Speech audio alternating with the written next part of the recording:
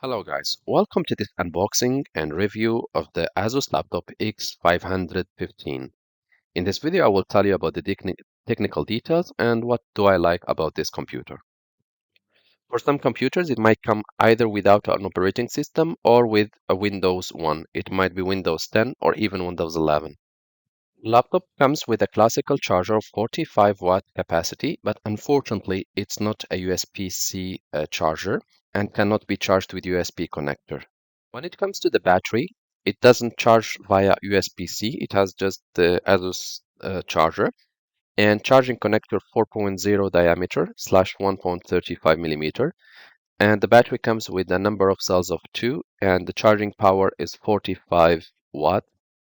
So the display comes with 15.6 as a size and it has a display resolution of 1920 by 1080 px.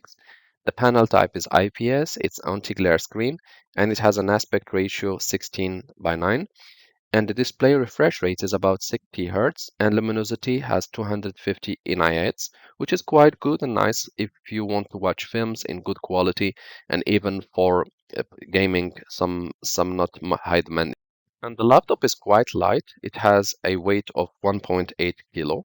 Comes to the interface, this laptop has an HDMI connector, combo audio jack, one connector USB-C, one connector USB 3.2 generation 1, and two USB 2.0. It comes with Bluetooth V4.1. It comes also with Wi-Fi 802.11 AC and the Wi-Fi version 5, and it comes without an optical drive. When it comes to the dimension, the laptop has a width of 360 millimeter, maximum height is 19.9 millimeter, and the depth is 235 millimeter. The laptop is compatible with Windows 10 and Windows 11. The laptop speakers are located in the back on the right and the left. This computer is equipped with a backlight keyboard, numeric keyboard, CPM 2.0, and it comes also with a webcam 400. It has a capacity of 480 pixels.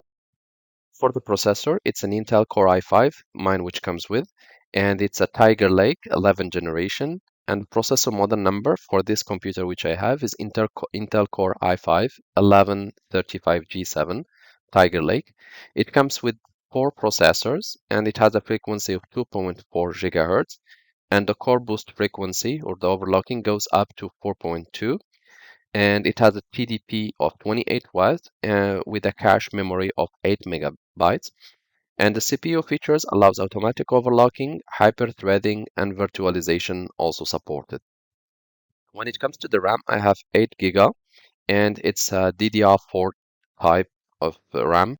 It comes to graphic, this computer comes with an integrated one, and it's an Intel Iris Xe graphics. When it comes to the hard drive, I have an SSD in this computer with a capacity of 512 GB, and the drive interface is PCI NVMe, and it comes with a number of occupied slots, just one. Actually, this computer contains just one slots of type M.2,